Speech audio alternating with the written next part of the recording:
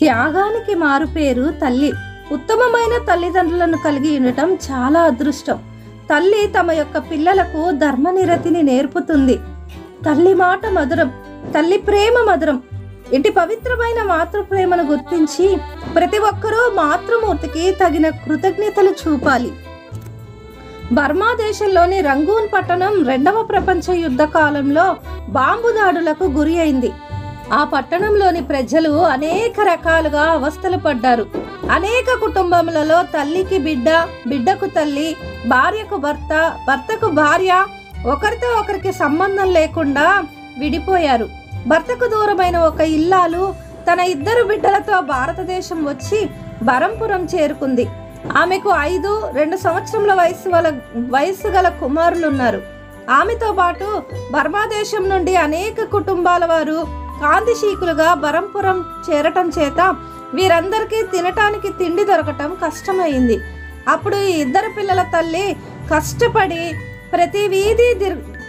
ప్రతి వీధి తిరిగి భిక్షాటనం చేసి దొరికిన దానిని పిల్లలకు పెట్టి తాను ఒక పూట మాత్రమే తింటూ కాలం గడుపుతూ వచ్చింది. రాను రాను ఆ భిక్షం దొరకటం కూడా కష్టమై తిండి లేక ఆమె బలహీనురాలైపోయింది. భిక్షమెత్తడానికి కూడా ఆమెకు శక్తి లేకపోయింది. తల్లి యొక్క పరిస్థితి గమనించిన 5 సంవత్సరాల వయసు గల కుమారుడు, అమ్మా, రేపటి నుండి నేను భిక్షాటనం చేస్తాను, నీవు వెళ్ళవద్దు అని బ్రతిమాలాడు.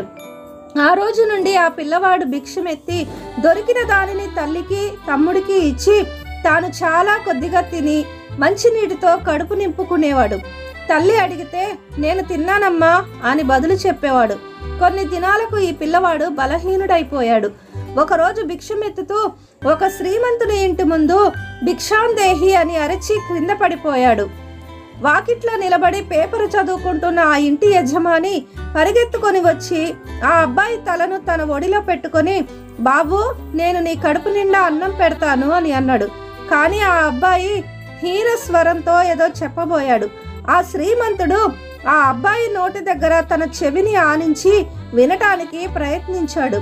అమ్మకు మొదట అన్నం అని చెప్పి ప్రాణాలు వదిలాడు ఆ అబ్బాయి. ఆఖరి క్షణంలో కూడా తల్లిని గురించే ఆలోచించాడు. అతని మాతృభక్తి అంత గొప్పది. ప్రేమతో, త్యాగభావంతో కనిపించిన తల్లిని సంతోషపెట్టడం, ఆమెను సేవించటం ప్రతి ఒక్కరి ప్రధాన కర్తవ్యం.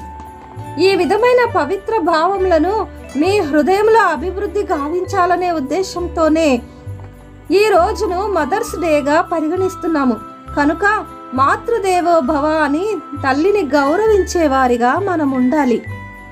నా ఈ మాటలు కనుక మీకు నచ్చినట్లయితే లైక్ చేయండి, షేర్ చేయండి, కామెంట్ చేయండి. నేను పెట్టే ప్రతి వీడియో మీరు చూడాలి అనుకుంటే సబ్స్క్రైబ్ చేసుకుని ఆ పక్కనే ఉన్న బెల్ ఐకాన్ నొక్కటం మర్చిపోకండి. Thank you very much. Share with love.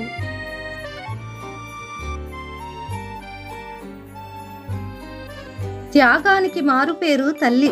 ఉత్తమమైన తల్లిదండ్రులను కలిగి ఉండటం చాలా అదృష్టం.